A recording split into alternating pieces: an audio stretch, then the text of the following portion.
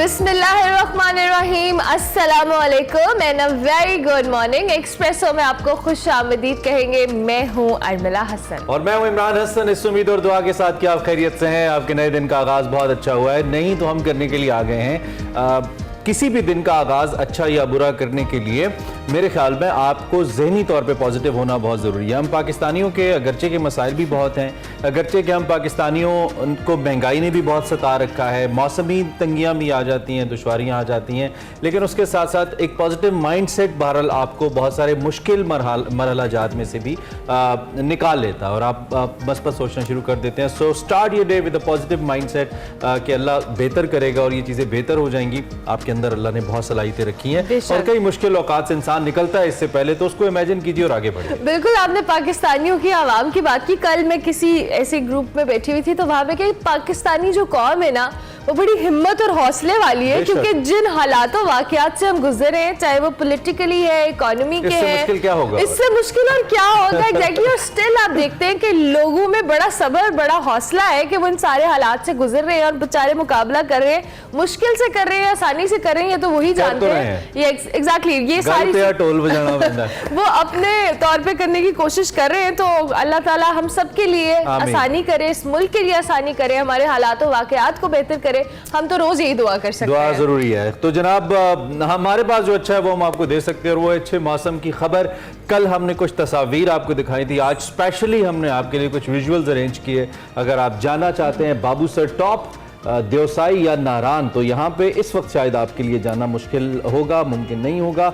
और उसकी वजह यह कि यहाँ पे सितंबर के महीने की बर्फबारी वक्त से पहले ही जो पहाड़ हैं उन्होंने सफ़ेद चादर ओढ़ ली है, जैसा कि हम देख सकते हैं यहाँ पे। और बाबूसर टॉप का इलाका, मुझे इस पूरा ये जो सफ़र है ना नॉर्दर्न का, इसमें one of the most favourite spots of mine.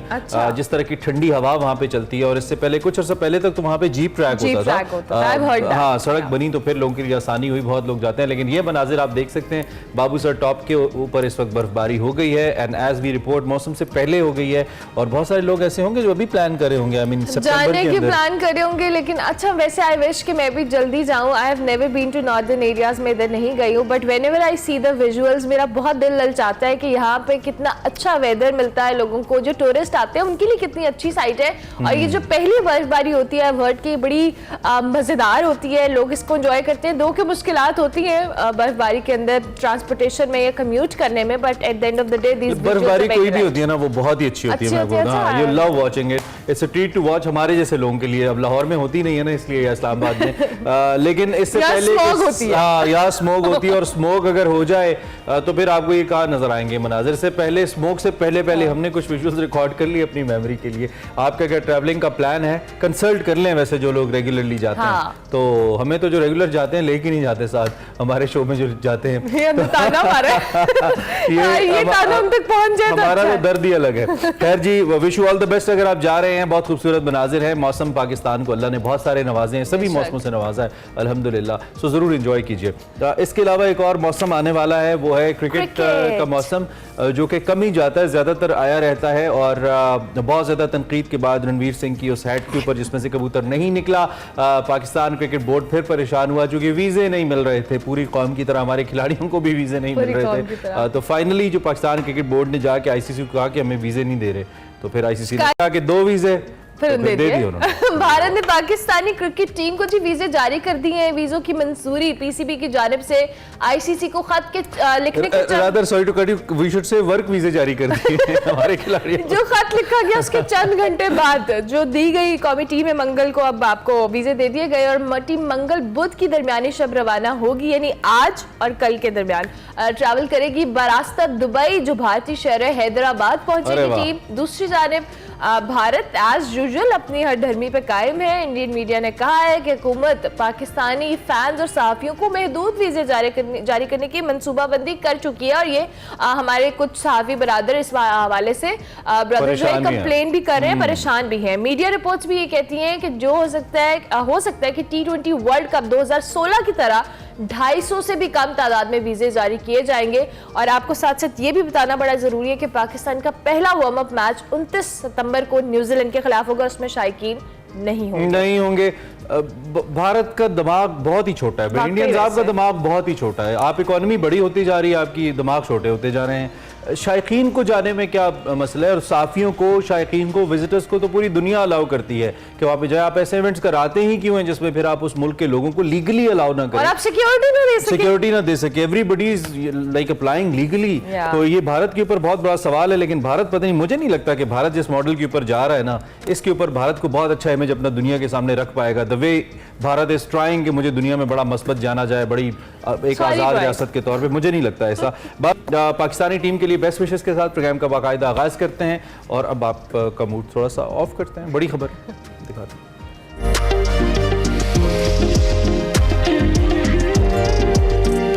कोशिश ये करेंगे कि मूड ऑफ ना करें, लेकिन अगर आपका खुद हो जाए तो वो हम इसमें कुछ कोशिश करेंगे बुरी खबर हंसते हुए आपको सुनाए ताकि आपको ज्यादा ना लगे। अच्छा जी, इलेक्शन कमीशन ने कौमी और सूबाई असम्बली की जो मौजूदा नशिस्तें हैं उसको बरकरार रखने का फैसला किया है। इलेक्शन कमीशन के मुताबिक कौमी और सूबाई असम्बलियों के लिए इब्तदाई हल्का बंदी है, उस पर काम आखिरी मराहिल में दाखिल हो गया है। इलेक्शन कमीशन आज इब्तदाई हल्का बंदियों की मंजूरी देगा, जिसकी फहरिस्त कल यानी 27 सितंबर को जारी होगी।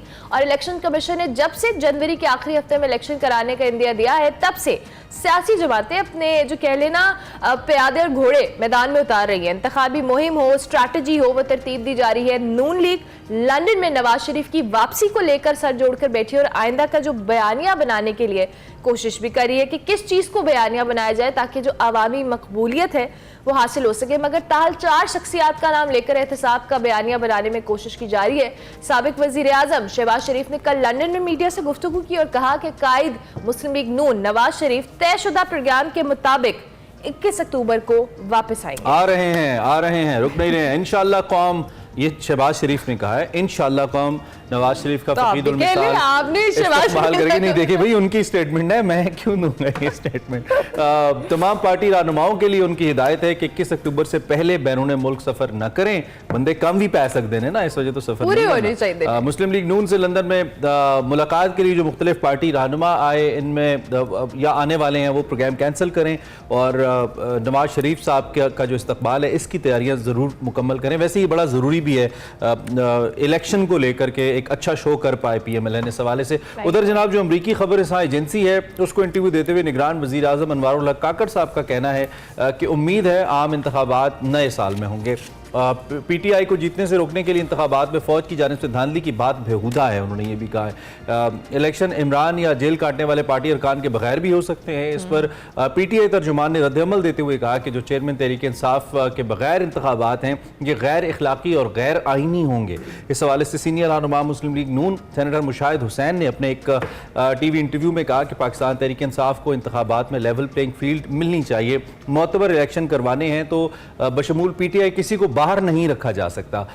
इस वक्त सूरत हाल कुछ ऐसी है। खैर तमाम पार्टी दे लुकिंग फॉरवर्ड और देखता है कि क्या सूरत हाल सामने आती है। इंतखाबात अगर होते हैं तो उसके क्या रिजल्ट्स आते हैं।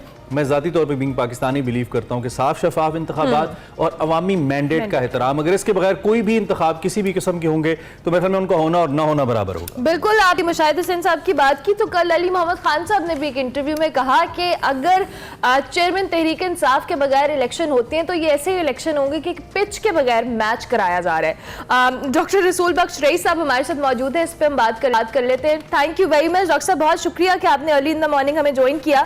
सबसे पहले तो ये निगरान वजीर आजम का जो बयान है कि चेयरमैन तहरीक इंसाफ के बगैर भी इलेक्शन हो सकते हैं, तहरीक इंसाफ के बगैर भी इलेक्शन हो सकते हैं, इस पे आप क्या कहेंगे? और ये आपको लगता है कि मौजूदा जो सूरत हाल है और जिस तरह से इलेक्शन कमीशन ने जनवरी के एंड ऑफ में आपको इलेक्शन की डेट दी है, जो टाइमलाइन है उसके मुताबिक इलेक्शन कंडक्ट होंगे? इलेक्शंस तो हो सकते हैं।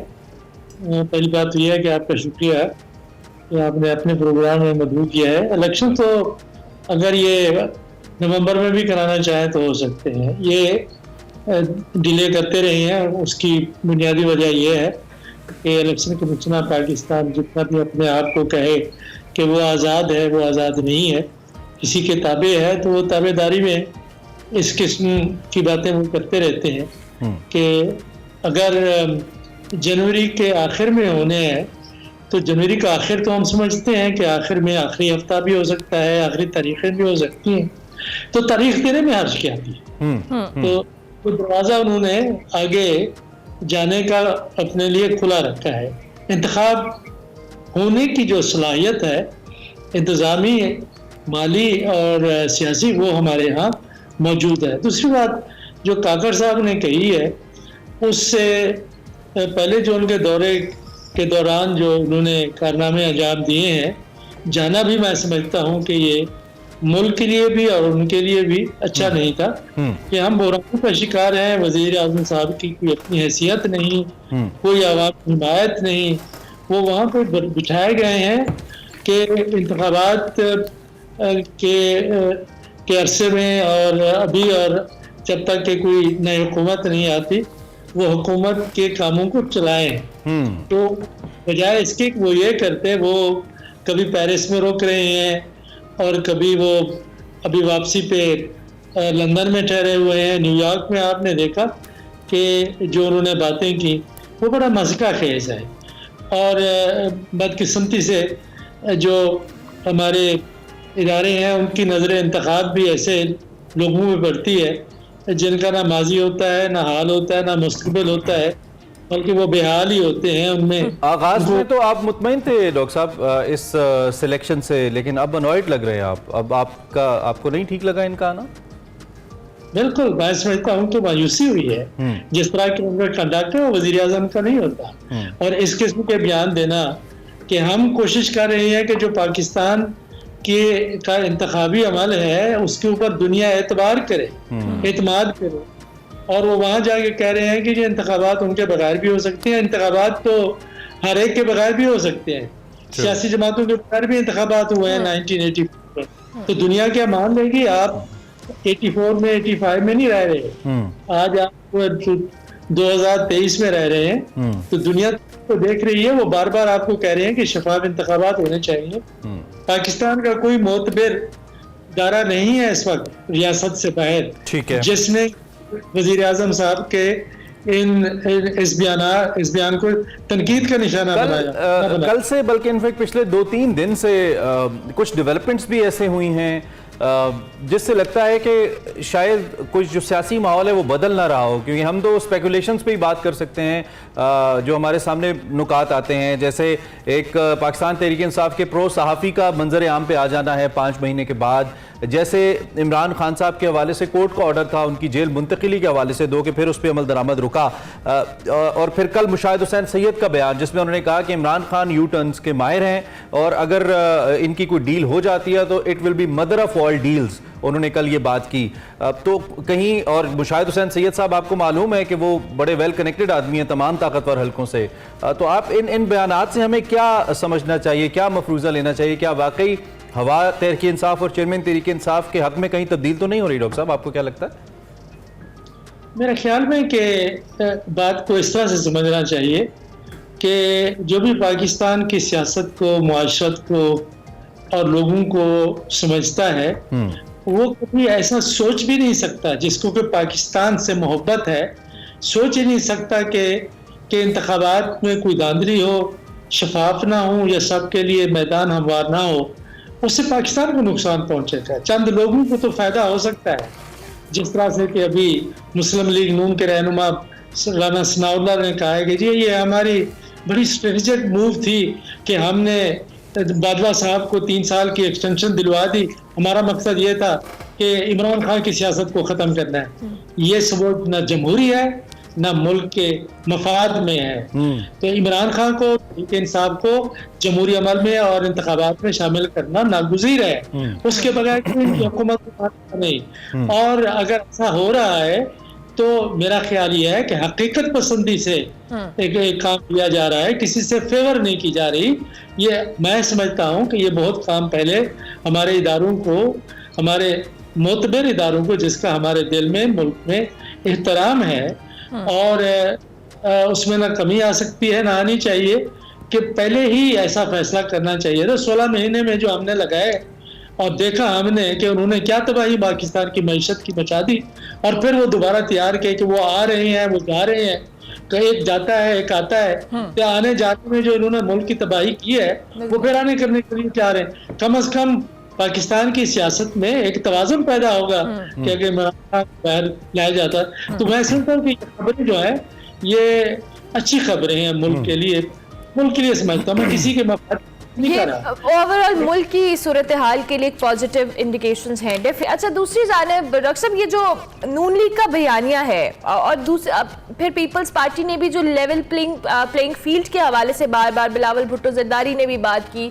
पीपल्स पार्टी भी एक मौक़िफ़ इख्तियार किए हुए है, ये जो डिमांड की जा रही है, आप इन दोनों पार्टीज का जो पहले कुछ अर्सा पहले एक इत्तेहाद में थी जिसे हम पीडीएम इत्तेहाद कहते हैं, और अब एक दूसरे के मुखालिफ आना, बयानबाजी करना और ज़ाहिर इलेक्शन में अपने अपने जो कह लें खिलाड़ी ये उतारेंगे मैदान में, तो आप किस तरह से देख रहे हैं इन दोनों पार्टीज के बयानिए को और इनको जो लेवल प्लेइंग फील्ड का मुतालबा था उसको? देखिए ये बातें इसलिए हो रही हैं कि एक को उन्होंने मिल के बंद करवाया हुआ है और वो जब बाहर निकलेगा तो इनके बयानियाँ भी तब्दील हो जाएंगे और फिर एक दूसरे के साथ गले मिलना शुरू हो जाएंगे।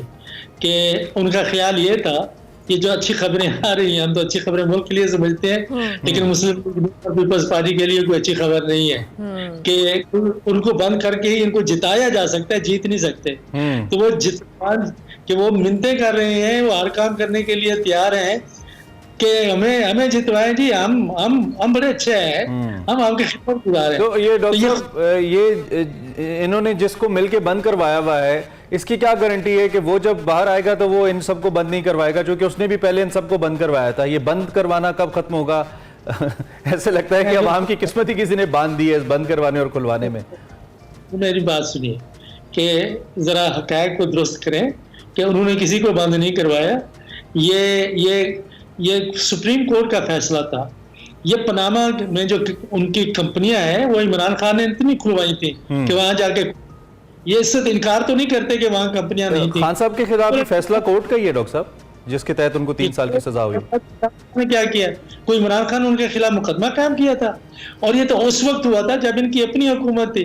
तो इमरान खान ने क्या किया? उनको तो जेल में रहना चाहिए और अदालत में जाना चाहिए, और उन्होंने अपने कवानीन तब्दील करने के लिए उन्होंने तब्दील इसलिए कराए कवानीन, नायब के भी हमने देखा, और जो ये प्रोसीजर एक्ट है वो भी, कि जी किसी तरीके से वो अदालत उज़्मा में जाके वो अपने फैसले को तब्दील करा सकें। जरूरी नहीं है कि वो फैसला तब्दील हो, लेकिन क्या ऐसा दुनिया में सुप्रीम कोर्ट के अख्तियारात में कमी के मुतरादिफ नहीं समझा जाता?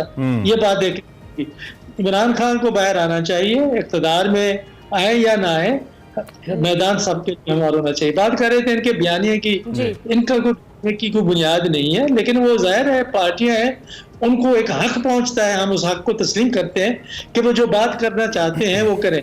लेकिन जब मियां साहब ये बातें कर रहे हैं कि जी मैं उसको पकड़ूंगा, और ये पकड़ दकड़ में लोग उसको कह रहे हैं कि जनाब फिर आपको लंदन में ही रहना होगा कि आप हक़ाइक़ को तस्लीम करें। ये हमारे दोस्त मुशाहिद हसन साहब ने भी उनको कहा है, अंदर से भी पार्टी के लोग कह रहे हैं, और आज खबरें ये हैं कि शहबाज शरीफ ने भी उनसे इल्तिजा की है, फरियाद की है कि हम सिर्फ इस सूरत में बच सकते हैं कि अब इसकी सियासत ये माजी की सियासत है। और मुशाहिद साहब ने बड़ा अच्छी बात कही कि आप फॉरवर्ड की सियासत करेंगे, माजी में आप ना गुजरे रहें, आगे की सोचें। यही मैं समझता हूँ कि उनके ताल्लुक की नौयत होनी चाहिए इमरान खान के साथ। ठीक है, one more last question doctor साहब, आखिरी मिनट है, चूंकि हमें मालूम है कि अब chief justice of Pakistan recently तब्दील हुए हैं, नए चीफ जस्टिस ऑफ पाकिस्तान आए हैं, और सुप्रीम कोर्ट का काम होता है कि वो जो आइन और कानून है इसका निफाज करे, वो उसकी कस्टोडियन होती है कॉन्स्टिट्यूशन की। इन केस अगर जिस तरह की बात हम कर रहे हैं, किसी का बुनियादी हक किसी पार्टी का आइनी तौर पे उसको नहीं दिया जाता, या फिर किसी किस्म का कदगन लगता है, तो सुप्रीम कोर्ट की बड़ी इंपॉर्टेंट रिस्पॉन्सिबिलिटी आ जाती है। और तहरीक इंसाफ तो बहुत से मामलात में सुप्रीम कोर्ट का सहारा लेती चली आई है, तो क्या अब इस पर सुप्रीम कोर्ट कोई रोल प्ले करेगा, और वहां से क्या कोई रिलीफ तहरीक इंसाफ को इन टर्म्स ऑफ इलेक्शंस में बात करूं मिल सकता है? देखिए, आपने बात की, मैं उससे इत्तेफाक नहीं किया, सहारा लेती रही है, ये ऐसी बात नहीं है कि अपने हक को आइन और कानून के मुताबिक सुप्रीम कोर्ट के पास ले जाना ये सहारा नहीं है, बल्कि ये है कि सुप्रीम कोर्ट और अदलिया का दरवाजा खटखटाना है इंसाफ के लिए। अगर दूसरे ज्यादती करते हैं और उनके साथ या किसी और के साथ अगर होती रही है तो कहाँ जाएं? अगर अदालत उज़्मा के पास नहीं जाएंगे तो कहाँ जाएंगे? ये सहारा नहीं है, ये हक है और ये रियायत नहीं है। ये आईनी फर्ज है हमारे सुप्रीम कोर्ट का कि सबको इंसाफ मुहैया हो। और मेरा ख्याल ये है कि बहुत उम्मीदें हैं सबके लिए। ये नहीं हम कहते कि इमरान खान को इंसाफ मिलना चाहिए, आपको, हमें, मुआशरे को मिलना चाहिए, पाकिस्तान को मिलना चाहिए। और काजी साहब के आने से बहुत हमें खुशी है, लेकिन काजी साहब को भी पता है, दुनिया को भी पता है, दुनिया के माहिर माइशत ये बता रहे हैं कि जब तक के करप्ट लोगों को सजा नहीं मिलेगी, एहतसाब नहीं होगा, मुल्क आगे नहीं चल सकता। बार बार वो तब्दील होके आ रहे हैं, बयानिए कर रहे हैं, तो क्या ये उनके खिलाफ जो करप्शन के केसेस हैं वो ख़त्म कर दिए जाए? ये अदालत आलिया ने और अदालतों ने इनको इसके बारे में फैसला करना है कि करप्ट लोगों के लिए अगर पाकिस्तान में सियासत इस तरह चलती रही तो पाकिस्तान बस वो डॉक्टर साहब मसला ये है ना कि सियासतदानों के अपने बयानात ही फिर हमें तो वो बात करने पे मजबूर करते हैं ना। वो खान साहब खुद ही कहते थे कि रात को 12 बजे लगने वाली अदालत मेरे दिल पे लगी है कि कैसे लग गई। और फिर जब पंजाब हुकूमत ने उनके हक में फैसला आया था तो उन्होंने कहा था कि ये बेहतरीन फैसला है। तो जब आपके हक में आने वाला फैसला अच्छा हो, हक में ना आने वाला बुरा हो, तो फिर सवाल तो हमारे जहन में आता है। बहरहाल चलें, बहुत सारी कंफ्यूजन आपने क्लियर की। Thank you very much for analysis. Doctor साहब कुछ कह रहे हैं आप? डॉक्टर साहब ये बात नहीं है, देखें 90 दिन के अंदर इंतखाबात करना आइन में लिखा हुआ है। ये इमरान खान का बयान है, ये इमरान खान ने लिखा है, ये आइन बना हुआ है मुल्क का और उसमें ये तमाम सियासी जमातों का उसके ऊपर इत्तेफाक है। और अगर कोई हुकूमत फैसला हाई कोर्ट का, सुप्रीम कोर्ट का रद्दी की टोकरी में डाल दे तो हम क्या कहेंगे उसको? राइट डॉक्टर साहब, टाइम हमारा खत्म हो गया। Thank you very much. इंशाल्लाह किसी और नशिस्त में मजीद देंगे। डॉक्टर रसूल बख्श रईस सीनियर तज्जियाकार हमारे साथ मौजूद थे। मुल्क की सियासी सूरत हाल पे अपना नुक्ता नजर हमारे सामने रख रहे थे। हम ब्रेक लेते हैं, ब्रेक के बाद आते हैं। Welcome back to Expresso. अब आपको दिखाएंगे हमारा सेगमेंट तड़के तड़के, जिसमें सिकंदर बट आज हमारी मुलाकात करवा रहे हैं मारूफ मज़ाहिया शायर सलमान गिलानी से।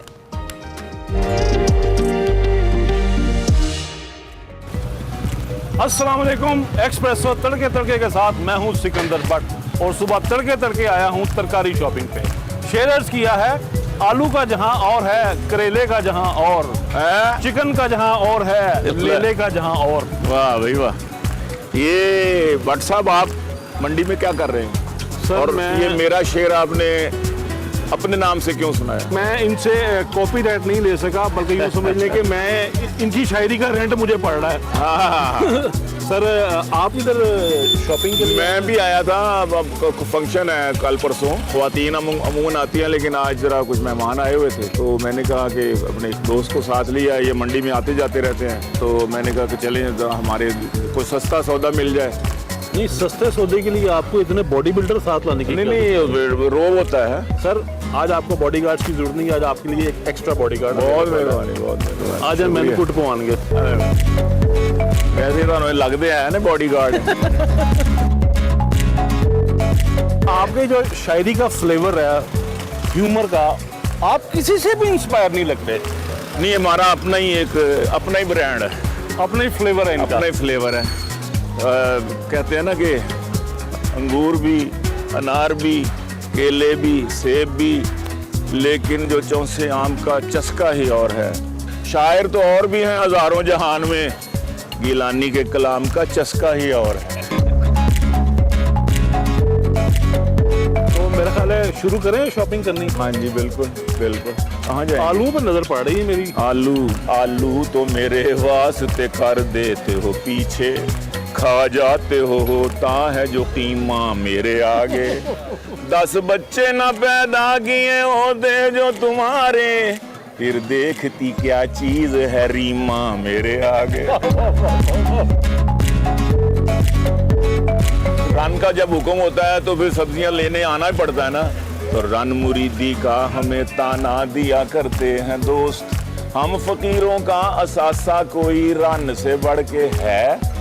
40 kg से वो रन 140 kg हो गई। नैब कहती है असासा आमदन से बढ़ के है। आप बंदे को वैसे मतलब गोश्त खोर जो लोग होते हैं ना वो बड़े रान मुरीद होते हैं। रान मुरीद, वाह वाह वाह वाह, एक नवा नुक्ता आ गया है। रान मुरीद, इस पर भी कभी कथा कहूंगा मैं। ये तो प्रॉमिस हो गया। सर आप जिंदगी में पहली बार जी सब्जी खरीदने कब निकले थे? इंडिपेंडेंटली अम्मा जी के साथ, वालिद साहब के साथ?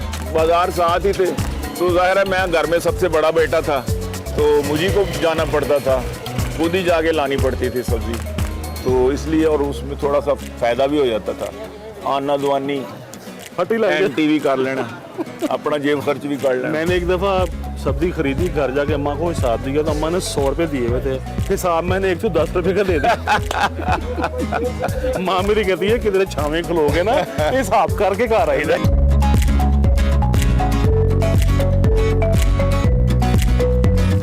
सर महंगाई की जो सूरत हाल जा रही है, आने वाले दिनों में सब्जी क्या भाव मिलेगी आपके ख्याल में? कि पहले मुट्ठी पे पैसे लेके जाते थे तो ढेरों सब्जी खरीद के लाते थे, अब ढेरों पैसे थैले में लेके जाते हैं तो मुट्ठी में सब्जी लाते हैं। अर्ज करता हूँ कि एक महंगाई नामा मैंने पंजाबी में लिखा है सर, वो सुनाता हूँ आपको हस्बे मौका। सदी विच किंज पिंडा ठकीए, लंडा भी ते महंगाए, हर हांडी दी जान अखवांदा, गंडा भी ते महंगाए। गैस दे बिल भी भर भर थक गए, फिर भी गैस ते आउंदी नहीं, चुल्ला किद्दां बालीए लकड़ी, डंडा भी ते महंगा है। सब्जियां दालां अत मचाई, कुकड़ी भी वसों बार हुई, ऑमलेट भी हुण खा नहीं सकदे, अंडा भी ते महंगा है। छोटा ते चौधरी होरां दे घर भी ईद दे ईदी पकदा सी, वड्डा भी हुण खा नहीं सकदे, संडा भी ते महंगा है। मौलवी होरां दी दावत अगे अगे ही पैंदी जांदी ए, जरदा खीर ने महंगे हलवा, मंडा भी ते महंगा है। दुध लई मज ते रख लईए, पर मज भी रखनी सौखी नहीं, खल बनौला पट्ठे महंगे, वंडा भी ते महंगा है। किवें पार गमां दा तोला, हाकमां दे विच वंडावां, हाकमां विच जा वंडावां, गीलानी जी गड्डी महंगी, गीलानी जी गड्डी महंगी, कंडा भी ते महंगा है। सर्दी विच किच पिंडा ठकीए, लंडा भी ते महंगा है। ओ जी भाजी रेट सुने चिकन दे 527 रुपए किलो। 527 ना होए ते अंतरा ही कर देंगे। ओए हाँ, 27 ਦੀ ਬਜਾਏ ਅੰਤਰਾ ਹੋ ਜਾਂਦਾ। मैं तो कहता हूँ सताने से है 27। अच्छा हाँ, सतांदी है, मुर्गी सता रही है, महंगाई सता रही है। मैं एक कथा पेश कर देना कि अजब गरानी का आया है दौर, क्या खाएं। वाह, अजब महंगाई का दौर, अजब गरानी का आया है दौर, क्या खाएं। हर ऑप्शन पे किया हमने गौर, क्या खाएं।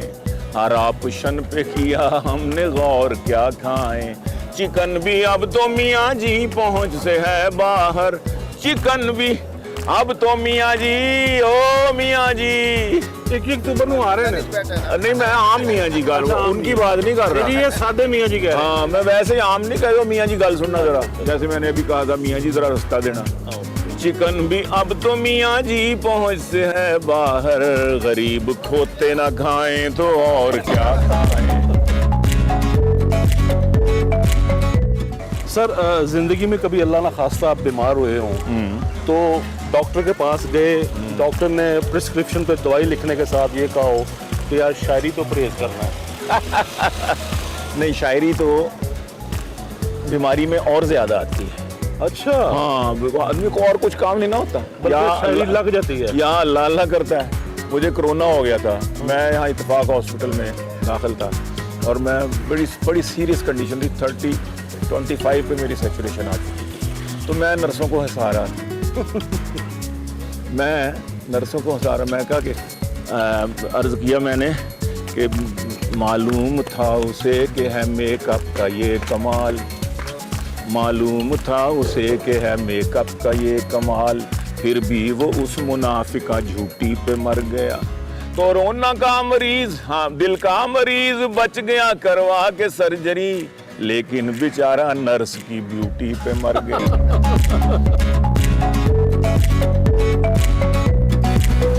तो ये थे हमारे आज के मेहमान जनाब सलमान गिलानी, जो बेगम साहबा की फरमाइश पर शॉपिंग करने आए थे तरकारी की। होए तो सर, तो बेगमात के हवाले से कोई जाते जाते अलविदाई कथा? मज़ाहिया शायरी घूमती ही मनकुआ के गिर्द है और संजीदा शायरी महबूबा के गिर्द।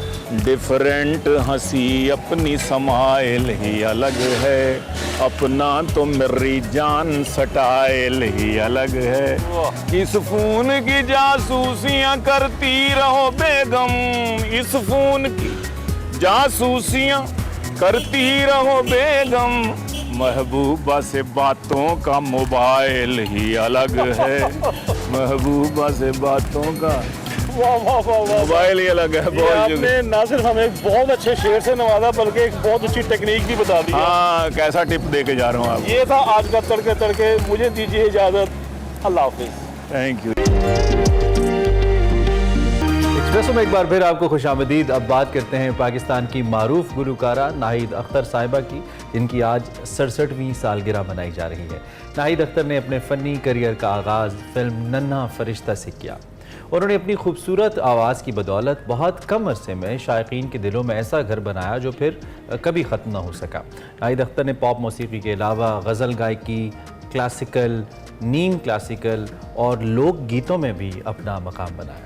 प्रोग्राम के दूसरे हिस्से में आपको खुशामदीद कहेंगे। बात करते हैं और आपको दिखाते हैं इनफैक्ट सेगमेंट मेरा पाकिस्तान, जिसमें उफैरा फैज़ बता रही हैं लाहौर में अनोखी दुनिया हर सुख में रहती हर सखियों के बारे में।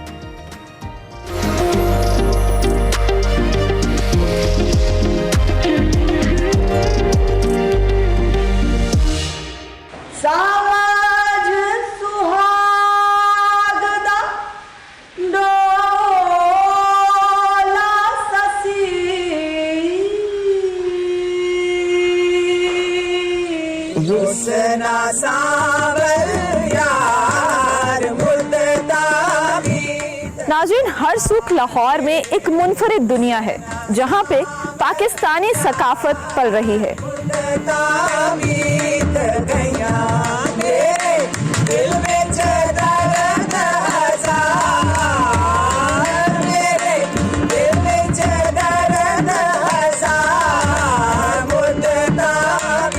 यहाँ पर कदीम रिवायात को अगली नस्ल में मुंतकिल किया जाता है।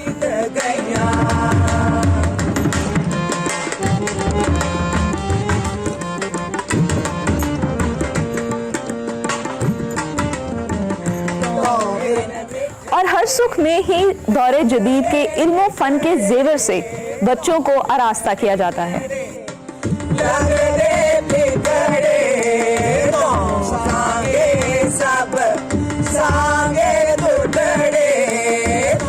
और हम मौजूद हैं हर सुख में, जहाँ पर रहती हैं हर सखियाँ। तो आइए चलते हैं और उनसे मुलाकात करते हैं।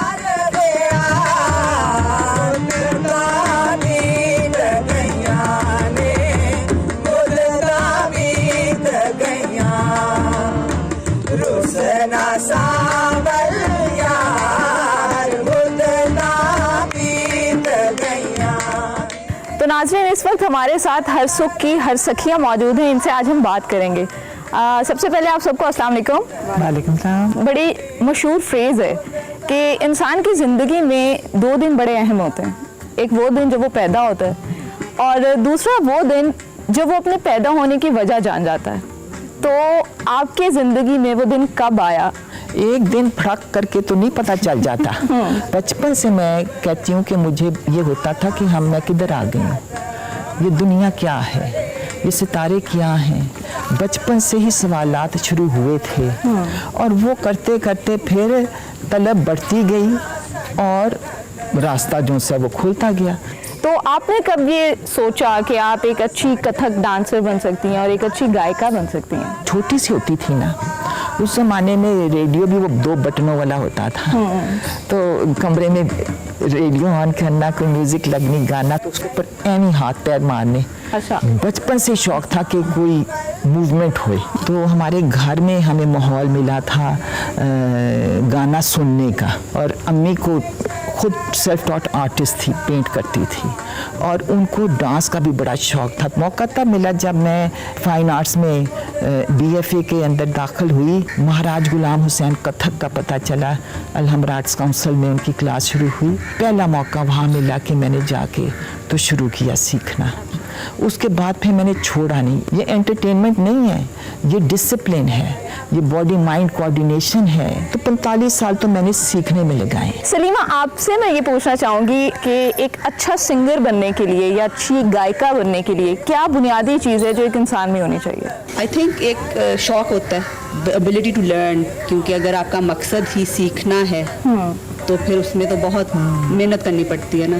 तो अगर मैं अभी आपसे दरखास्त करूं कि कुछ सुना दें अगर आप। एक हाथ मेहंदी, एक हाथ गाना, एक हाथ मेहंदी, एक हाथ गाना, मल मल वटना तेनू सजाना, मासियां पुफियां ते ताया बनो तेनू मेहंदी लावन। क्या बात है।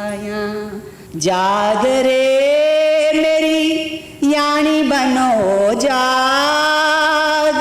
क्या बात है सलीमा, आपने समा बांध दी है और मौसम की खूबसूरती को मजीद खूबसूरत कर दिया है। अब मैं बात करना चाहूँगी इस्मत आपसे, आप वीडियो आर्टिस्ट हैं जी। तो ये शौक पहले तो कैसे आया, क्योंकि एक बहन वकील है, एक बहन ने फाइन आर्ट्स की है और आप वीडियो आर्टिस्ट हैं? वेल मैंने BNU ज्वाइन किया, तो उसमें फाउंडेशन ईयर में तो आपको सब कुछ कराते हैं, तो सेकंड ईयर में इंट्रोड्यूस हुआ वीडियो आर्ट, तो मुझे बहुत पसंद आया कि टाइम जो है उसको मैं कुछ भी कर सकती हूँ, आगे पीछे कर सकती हूँ, टाइम के साथ खेल सकती हूँ। और फिर वहाँ से गायकी की तरफ, या गायकी पहले से थी? हाँ, वो पहले से थी और कथक भी पहले से था। अच्छा, वाओ। 15 ईयर्स की मैं थी तो अम्मा के साथ सीरियस हुई सीखना कथक, और उससे पहले तो बचपन से वो सिंगिंग चल रही थी, कमरे में डांस करती थी अकेला, अपना वेस्टर्न म्यूज़िक लगा के करती थी। तो फिर जिस टाइम थोड़ा सा मैच्योरिटी आई तो फिर 15 ईयर्स से मैंने कथक में आई। तो आपका फेवरेट म्यूज़िक क्या है? अफ्रीकन म्यूज़िक भी पसंद है, स्पेनिश म्यूज़िक पसंद है, पर्शियन डेफिनेटली, ईरानी म्यूज़िक, मिडल ईस्टर्न म्यूज़िक। सबसे पहली चीज़, बुनियादी चीज़, कथक में क्या चीज़ सिखाई जाती है एक स्टूडेंट को? कथक में आपने पैर चलाने भी सीखने हैं, आपने जो रिदम है उसको पकड़ना भी सीखना है, जो ताल है, जो लय है, उसको काबू करना है। फिर कथक ऐसी चीज़ है कि उसमें आपकी छोटी उंगली से लेके, आंखों से लेके, गर्दन से, पूरे जिस्म से लेके हर चीज़ को आपने डिसिप्लिन करना है। ये रक्स है, रक्स का मतलब है रूह की अक्कासी। पूरी स्टोरी टेलिंग है जो आप कथक के थ्रू अपनी ऑडियंस तक कम्युनिकेट करते हैं। बिल्कुल बिल्कुल। ज़ैनब, मैं आपसे बात करना चाहूँगी, कब आपको रियलाइज़ हुआ कि यार मैं एक अच्छी सिंगर बन सकती हूँ, मैं गा सकती हूँ? फाइन आर्ट से पहले ही मुझे A लेवल्स में मैंने सुना था कादरी साहब को जब आए थे घर पे हमारे, तो मैंने फ़ौरन अम्मा को कहा, अम्मा ये मुझे सीखना है, मुझे अभी। तो fine arts I think I did because एक यहाँ होते रिवाज के BA तो करना है, BA अगर नहीं करेंगे तो लोग क्या कहेंगे। डिग्री इम्पॉर्टेंट होती है। डिग्री इम्पॉर्टेंट है। सलीमा की तरह आप भी थोड़ी सी कुछ चंद लाइनें आप सुना सकें? हाँ, जो मैंने अभी गाने आपने क्रिएट भी किए, गाने बनाए हैं मैंने। फिर तो हम आपका ओरिजिनल ही सुनना चाहेंगे। गगन में था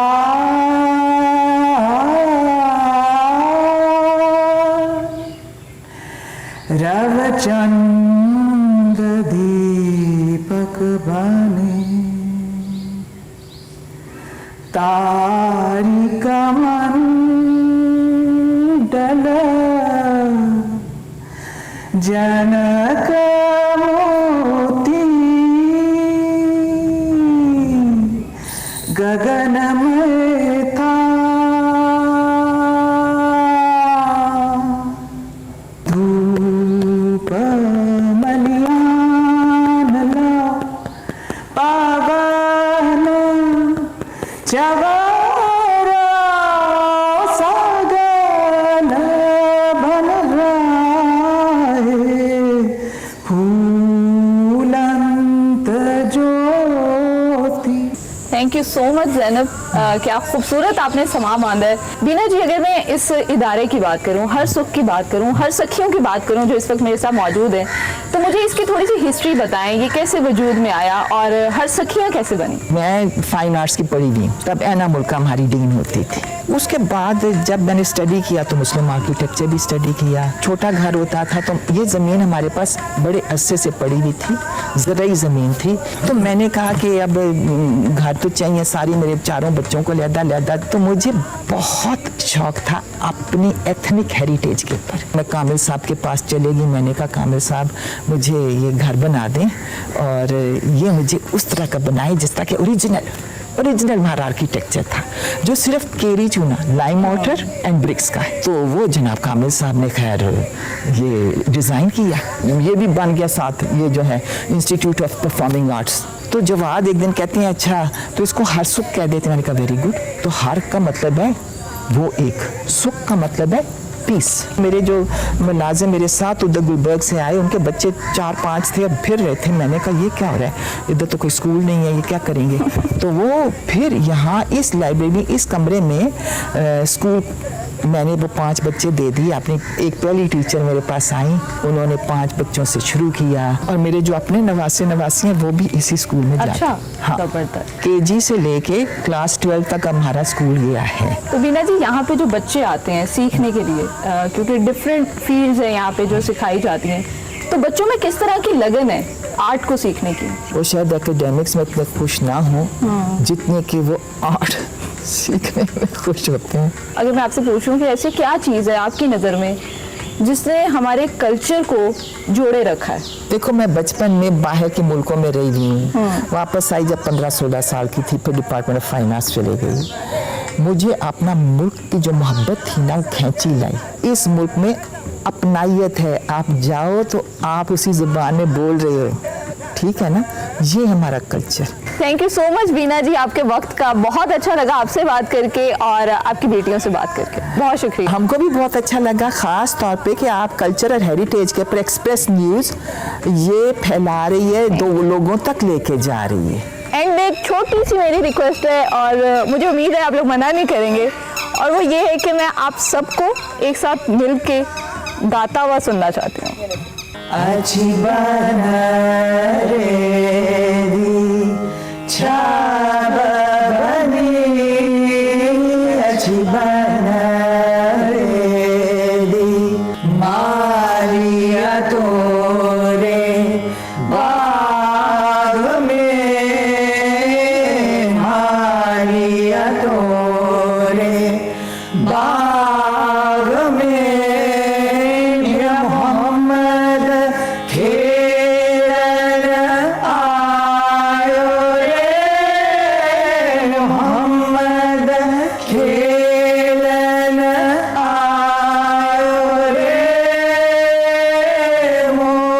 मोतियन घासे भरा या मोहम्मद छतर चढ़ायो मैं बारी अच्छी बन रे दी। Welcome back to Expresso Pakistan. Cricket की बात कर लेते हैं। पाकिस्तान क्रिकेट बोर्ड की आईसीसी को जो शिकायत थी ना, वो काम करेगी कि भारत हमें वीज़े नहीं दे रहा, तो फिर आईसीसी ने वीज़े दे दी। हमने आपको प्रोग्राम के आगाज़ में बताया था, इन वीज़ों की मंजूरी पाकिस्तान क्रिकेट बोर्ड की जानिब से आईसीसी को खत लिखने के चंद घंटे के बाद दी गई है। कौमी टीम अब बुध की दरमियानी शब रवाना होगी बरास्ता दुबई।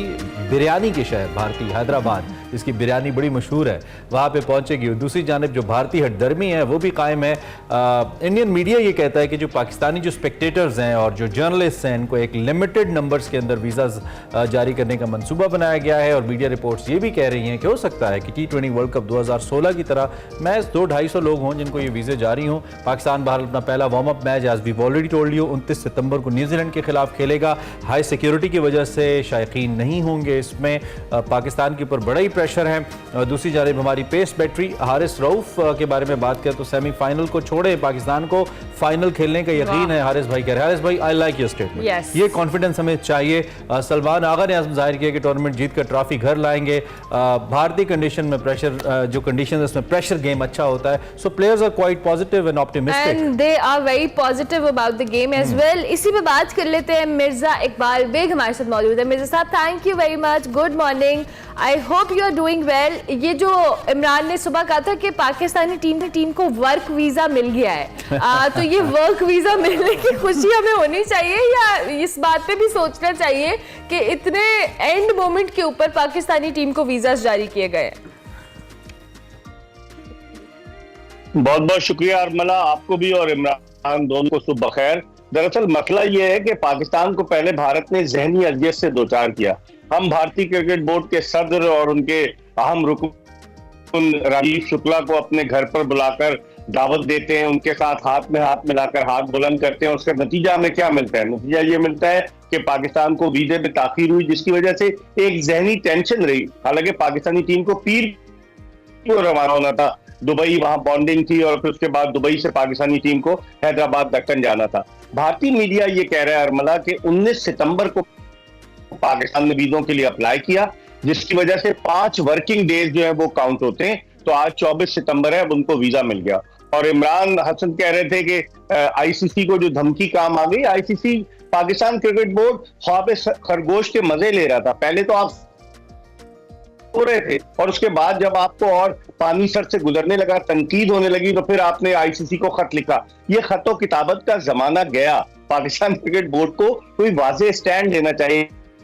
भारत देर आयत दुरुस्त आयत अब पाकिस्तान के लिए यकीनन एक चैलेंजिंग टास्क है, क्योंकि ये जुमेरात को पहुंचेंगे और फिर 29 सितंबर को जुमे को इनका मैच है न्यूजीलैंड से। वो भी इमरान बता रहे थे कि क्लोज डोर में। फिर उसके बाद 3 अक्टूबर को ऑस्ट्रेलिया से वही मैच है हैदराबाद दक्कन में, और 6 अक्टूबर को नीदरलैंड से मैच है, जिसको आप आसान हरीफ ना समझे, क्योंकि नीदरलैंड की टीम माजी में जब पाकिस्तान नीदरलैंड गया था तो वहां उसने पाकिस्तान को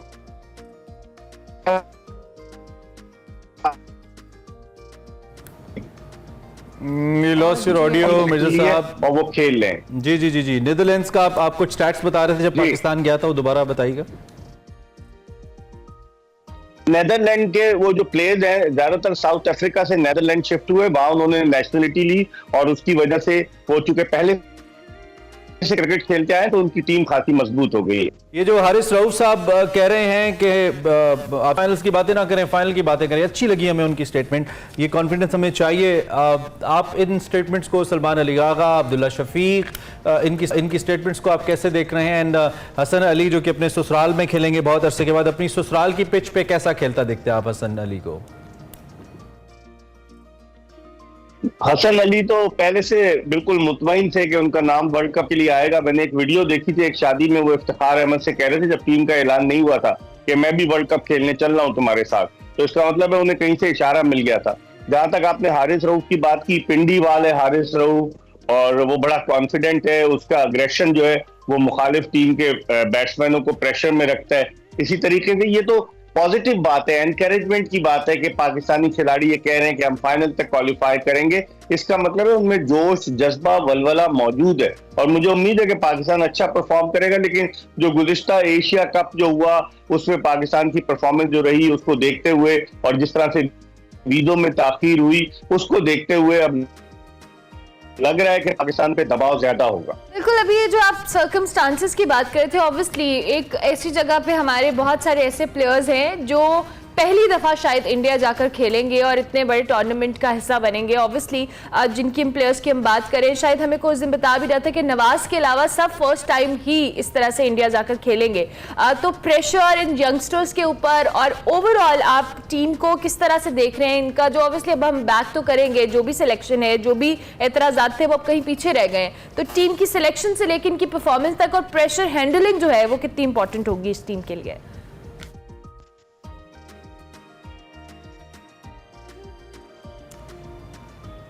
मिर्जा साहब, आपको ऑडियो आ रही है? अभी आ रही है मुझे। जी, भारत में बहुत दबाव होता है और भारतीय क्रिकेट जो है वो तो भारतीय क्रिकेट टीम जो है वो हमेशा से पाकिस्तान की सख्त जान हरीफ साबित होती है। अब यहाँ भारत से मुकाबला नहीं है, यहाँ तो हमारा इंग्लैंड से भी मुकाबला है, ऑस्ट्रेलिया से भी, साउथ अफ्रीका, न्यूजीलैंड, तो ऐसी टीमों से जो मुकाबला है तो वो डेफिनेटली न्यूट्रल वेन्यू पर पाकिस्तान अंडर प्रेशर होगा। और आपको पता है भारतीय तमाशा वो पाकिस्तान के खालिद जो टीम होगी सब करेंगे। तो अब पाकिस्तानियों को अपनी परफॉर्मेंस के लिए उन लोगों के मुंह बंद करने जो पाकिस्तान के खिलाफ प्रोपेगेंडा करते हैं कि पाकिस्तानी टीम ऐसी है वैसी है, इंशाल्लाह आई होप कि पाकिस्तान अच्छा परफॉर्म करेगा। तो आप तो भारत गए हैं, इंडिया में आपने मैचेस कवर किए हैं, टीम के साथ भी आपका वक्त गुजरा है, टीम से आप क्या एक्सपेक्ट करते हैं? I mean how to respond local media over there, because वो अक्सर साजिशों में उलझाने की भी कोशिश करते हैं, कंट्रोवर्सीज होटल लॉबीज के अंदर होने वाली मुलाकातें हों या फिर चहमगोइयाँ होती रहती हैं वहाँ पे, आपको पता है। तो किस किस्म का कंडक्ट आप एक्सपेक्ट करते हैं and how you expect Indian crowd to behave with team Pakistan and rest of the teams, उसको आप कैसे देखते हैं? बिकॉज यू बिन थ्रू, आपका वास्ता पड़ता रहा है। मिर्जा साहब अपना तजर्बे के हवाले से बताइए। इमरान, मैं पहली मर्तबा भारत क्रिकेट कवर करने 1989 में गया, 24 साल पहले। उस वक्त तो आप बहुत छोटे होंगे, बल्कि 89 से आप अंदाजा लगा लें कि कितने साल, 34 साल हो जाएंगे। 89 और ये 2023, जी हाँ, तो 34 साल पहले गया था मैं। और उसके बाद से मैं भारत जाता रहा, मुख्तलिफ सीरीज कवर करने। आखिरी जो पाकिस्तान की टेस्ट सीरीज हुई थी 2007 में, वो भी मैं कवर करने गया। तो वहां पर घेरने की कोशिश की जाती है। तो मीडिया भारत का बहुत बड़ा है, दूसरे वहां पर हर तरह के अवामिल होते हैं। आपको याद होगा मरहूम अंपायर असद रऊफ को किस तरीके से ट्रैप किया गया था। तो वहां कोशिशें बहुत की जाती, लेकिन जब से हुकूमत आई है 2016 के वर्ल्ड कप में भी हालात तब्दील हो गए थे और अब मजीद तब्दील होंगे टेंशन की वजह से। तो पाकिस्तानी खिलाड़ियों को बड़ा मोहतात रहना पड़ेगा। कर्नल उस्मान को पाकिस्तान ने अगर सिक्योरिटी मैनेजर भेजा है तो बहुत मोहतात होकर पाकिस्तानियों को जाना होगा। पहले तो ये होता था, जब मैं गया था 2007 में, पाकिस्तानी क्रिकेटर्स कहीं पर भी चले जा रहे हैं, लेकिन अब Pakistani cricketers they should be very very careful. Hyderabadi साड़ियां वगैरह नहीं खरीद सकते पाकिस्तानी प्लेयर्स अपने अहले खाना के लिए? वो खुद लेकर आ सकते हैं जो उनके चाहने वाले। क्योंकि मैं जब गया था भारत कानपुर, तो कानपुर के एक होटल में एक पाकिस्तानी क्रिकेटर का कमरे का दरवाजा खुला हुआ था। मैं शाहिद आफरीदी से मिलने गया, पता चला वहां जूतों के ढेर लगे हुए थे। तो उसने कहा अपना भी आप साइज बताएं। मैंने कहा मुझे जूते नहीं भेजने हैं। उसके जूतों के ढेर लगे हुए थे, लोगों ने तोहफे के तौर पर दिए थे। तो आप अंदाजा लगाएं कि वो लाइट हाउस बना हुआ था। आपने क्लियर कर दिया, ये बड़ी मैं परेशान हो गया था कि कमरे में जूतों के ढेर लगे हुए थे, आपने कहा तोहफतन मैं परेशान हो गया था। अच्छा, दैट्स ग्रेट। अभी एक तस्वीर आई है अफगानिस्तान की क्रिकेट टीम की, चूंकि ताज़ा तरीन डेवलपमेंट है और हम हर डेवलपमेंट डिस्कस करते रहेंगे, जिसमें अफगान टीम ब्लैक सूट्स के अंदर दुआ करती नजर आती है। और खबरें ये आ रही हैं कि जो वहाँ की मकामी तालिबान हुकूमत है उन्होंने इज्तिमाई दुआ कराई है और बेस्ट विशेस के साथ टीम को रुखसत किया है। आप कैसे देख रहे हैं इस डिपार्चर को तालिबान, इनफैक्ट अफगानिस्तान की टीम की?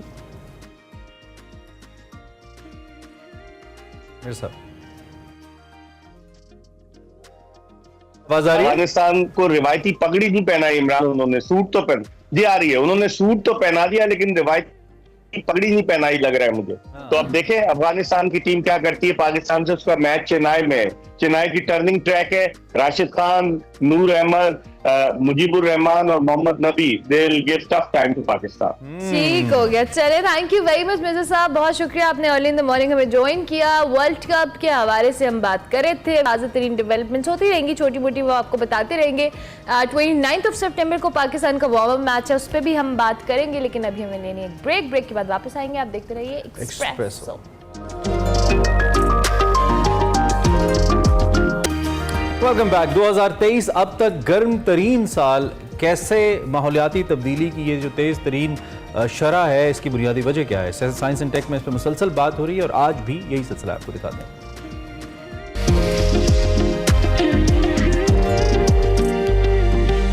अस्सलाम वालेकुम नाज़रीन, मैं वकार अहमद और आप देख रहे हैं साइंस एंड टेक। बात करेंगे क्लाइमेट चेंज के हवाले से और बात करेंगे एक इंतहाई तशवीशनाक खबर के हवाले से। नासा ने यह कहा है कि ये जो साल था 2023, इसके जून, जुलाई और जो अगस्त का महीना है, इसके डाटा को एनालिसिस करने के बाद और उसका तजिया करने के बाद उन्होंने कहा है कि ये गर्म तरीन साल था। कब से? 1880 से। 1880 से हमने रिकॉर्ड रखना शुरू किया है टेम्परेचर का, और 1880 के बाद तकरीबन 143 साल हो गए हैं, और इन 143 सालों में जो गर्म तरीन समर था वो 2023 का था। क्या ये बहुत अलार्मिंग नहीं है? यानी हम अगर जून, जुलाई और अगस्त को देखें तो इसमें 0.23 डिग्री सेंटीग्रेड का इजाफा नज़र आया है। और ये जो 2023 है, इसमें अगर हम ये कहते हैं कि टेम्परेचर में इजाफा हुआ है और पिछले 1880 में सबसे ज़्यादा टेम्परेचर देखने को मिला है, तो आपको शवाहिद की सूरत में इस दफ़ा जो होलनाक वाक़यात पेश आए हैं उनको आप अंदाज़ा लगाइए कि हवाई में और कनाडा में जो बहुत बड़े स्केल पे जो वाइल्ड फायर्स थी, जो जंगलात को आग लगी, उसकी वजह भी यही बताई जा रही है। उसके बाद आप ये देखिए कि इटली और यूनान और सेंट्रल यूरोप, यहाँ पे जो बारिशों का सिलसिला था वो बहुत ज़्यादा था और बहुत ही, जिसको कहते हैं कि पैटर्न से हटके था। और ये जो रेनफॉल है ये भी बुनियादी तौर पे उसी तरफ निशानदेही करती है। और तीसरा जो है वो ये है कि जो हीट वेव थी वो इस दफ़ा देखने में आई साउथ अमेरिका में, जापान और यूरोप और यूनाइटेड स्टेट्स यानी अमेरिका में, और ये जो हीट वेव है ये भी उसी का शख्साना है। सो ये बहुत सारे ऐसी चीज़ें हैं जो आपको बता रही हैं कि 2023 जो है वो कितना गर्म तरीन साल था। इस सिलसिले में एक और चीज़ आपको बताता जाऊँ कि अगर आप नासा के क्लाइमेट चेंज के हवाले से उस पेज पे जाएँ तो वहाँ पे कार्बन डाइऑक्साइड या कार्बन एमिशन के हवाले से एक बहुत ही मालूमात वाली ग्राफिक्स हैं, वो देखिए और आप अंदाज़ा लगाइए कि पिछले सिर्फ 23 सालों में हमने इस दुनिया का क्या हशर किया है। उससे पहले अगर 100 साल देखें तो उसमें भी शदीद मुतासिर किया है हमने माहौल को, लेकिन 2002 से 2022 तक ये जो 20 साल हैं इसमें जिस तरह के आप अब देख रहे हैं कि हमने बिल्कुल बिगाड़ के रख दिया है। और ये जो इकोसिस्टम है और ये जो क्लाइमेट चेंज है ये क्यों है? क्योंकि लाखों साल से, यानी पिछले तकरीबन 10 लाख साल से माहिरीन के मुताबिक कभी इस तरह नहीं हुआ कि टेम्परेचर या एनवायरनमेंट को इस हद तक कसीफ कर दिया गया हो, और ये पहली दफ़ा हो रहा है।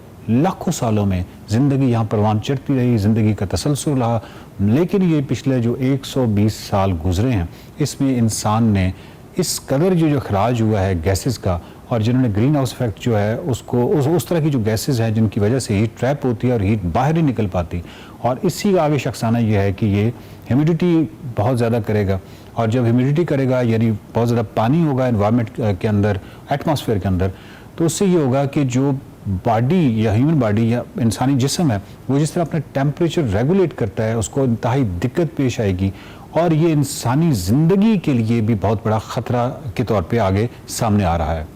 अब नासा के बकौल ये जो 2023 में जो कुछ हमने देखा है, उनके साइंटिस्ट जो हैं वो ये कह रहे हैं कि ये जो हीट वेव है ये कोई इस साल का कोई अनहोना वाक़या नहीं है, ये बड़ा प्रेडिक्टेबल था, और आगे भी जो कुछ होने जा रहा है वो अनएविटेबल है, और उसको किसी सूरत में अगर हमारा ये पेस रहा जो हम मुजरिमाना किस्म की गफलत कर रहे हैं तो उस सिलसिले में ये आगे पेस और ज़्यादा बढ़ेगा। और हीट वेव के बारे में उनका ये है कि ये जो हमने एक्सपीरियंस किया है ये आगे लंबा चलेगा, और ना सिर्फ ये लंबा चलेगा बल्कि मज़ीद गर्मी होगी, और उसके हवाले से जो हमारे करतूत हैं या हमारी कारस्तानियाँ हैं उसके हवाले से जो हमें पनिशमेंट मिलनी चाहिए या सज़ा मिलनी चाहिए वो मिल के रहेगी। साइंटिफिक डाटा के हवाले से जो प्रेडिक्शंस की जा रही हैं उसको साइंटिफिक डाटा को एनालिसिस करके और वो जो पैटर्न है उसको एनालिसिस करके वो जो पेशगोइयाँ हैं वो परेशान कुन है। वो बहुत सारी जगहों पे ये बता रही हैं कि बहुत ही अनयूजुअल और गैर मामूली बारिशें होंगी, पैटर्न से हट के बारिशें होंगी, और कुछ जगह ऐसी हैं जहाँ पे बहुत ज़्यादा खुश्क साली होगी जो कि कैद साली पे मुंतज होगी, और ये सारा जो पैटर्न है सारा तब्दील होने जा रहा है। इन खुश्क साली के हवाले से इंडोनेशिया और ऑस्ट्रेलिया का नाम लिया जा रहा है कि वहाँ पे खुश्क साली का जो पैटर्न है वो देखने में नज़र आएगा। अब मामला ये है कि वो क्लाइमेट चेंज या माहौलियाती तब्दीलियाँ जो निसाब का हिस्सा हुआ करती थी और किसी वक्त में मुख्तलिफ कॉन्फ्रेंसेस हुआ करती थी, लेकिन शायद ज़मीन पर हमें वो चीज़ें नज़र नहीं आ रही थी। अब ये सब कुछ हकीकत बनता हुआ नज़र आ रहा है, लेकिन अब जब ये नज़र आना शुरू हुआ है तो उसके बाद इसको एक मल्टीप्लायर लगेगा, एक जुज़्वे ज़रबी लगेगा, और ये बहुत ज़्यादा पेस के साथ चीज़ें ऊपर जाएंगी और कंट्रोल नहीं हो सकेंगी, और नेचर को अपने आप को रिस्टोर करने के लिए बड़ा वक्त चाहिए होता है। जिस तरह के पहले भी एक सेगमेंट में अर्ज़ किया था कि प्रेडिक्शन ये है कि 2021 तक दुनिया भर से 40% ग्लेशियर्स जो हैं उनका ख़त्मा हो जाएगा, और जो सी लेवल है वो 3.5 इंच बढ़ जाएगा। तो आप इमेजिन कीजिए कि ज़िंदगी का जो तसलसल या लाइफ की जो कंटिन्यूटी है इस कुर्रे अर्ज़ पे उसको किस कदर मुश्किल पेश आएगी। अब दूसरी तरफ हम मार्स पे और चांद पे और मुख्तलिफ जगहों पे जाने की तगोदौ में मसरूफ़ हैं, लेकिन और हमें स्पेस साइंस से आइडिया भी हो गया है कि ये कितना बड़ा मिरेकल है, ये ज़मीन कितनी बड़ी चीज़ है। खरबों वेरिएबल्स हैं, ऐसे वेरिएबल्स हैं जो ऐसे सिंक्रोनाइज्ड हैं कि उन्होंने ज़िंदगी को यहाँ पे जन्म दिया है और उसको तसलसल रखे हुए हैं। अब बजाय इसके कि हम ये सारी हकीकत जानने के बाद कि नॉन यूनिवर्स में अभी तक हमें लाइफ का किसी जगह पे कोई आसार भी नहीं मिले, तो ये जो चीज़ है इसको तो संभालना सबसे पहला काम है, क्योंकि हमारे पास इस घर के अलावा और कोई घर नहीं है। देखते रहिए साइंस एंड टेक।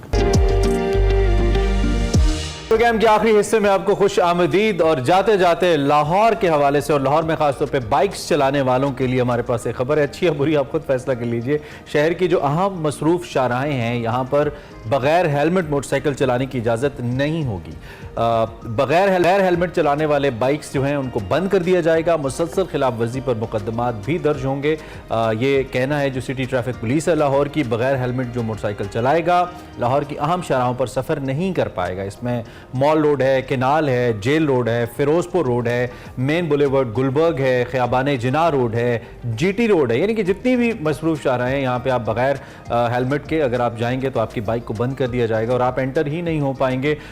ऐसा मुस्तंसर साहब का कहना है जो चीफ ट्रैफिक ऑफिसर हैं। अगर आप मुसलसल खिलाफ वर्जी करेंगे, गफलत बरतेंगे, तो मुख्तलिफ दफात के तहत मुकदमात भी आप पे दर्ज हो सकते हैं। ये सारे जो इक़दाम हैं ये हेलमेट इन्फोर्समेंट मुहिम के तहत किए गए हैं और शहरियों का होशियार होना होगा। बिल्कुल, सिटी ट्रैफिक पुलिस लाहौर का यही एक मौक़िफ़ है और उन्होंने इस हवाले से और ये शहरियों के लिए बेहतर है कि लाहौर को एक्सीडेंट फ्री सिटी बनाने के लिए उन्होंने ये कैंपेन का आगाज़ किया। और इट्स बेटर हेलमेट का इस्तेमाल करें, आपकी अपनी सेफ्टी के लिए बहुत ज़रूरी है।